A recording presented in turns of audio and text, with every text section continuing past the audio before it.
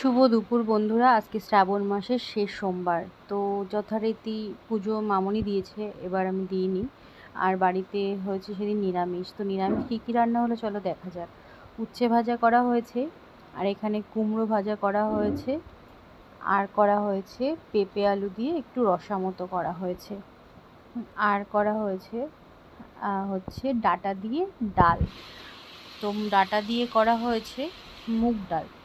তো এইভাবে ডালটা কিন্তু খুব ভালো লাগে, ডাঁটা দিয়ে মুগ ডাল খেতে ভীষণ ভালোই লাগে। আর করা হয়েছে সয়াবিন করা হয়েছে, আলু দিয়ে পটল দিয়ে একটু গামাখা গামাখা করে করা হয়েছে সয়াবিনের ঝোল। তো এইভাবে ভালোই লাগে সয়াবিন খেতে।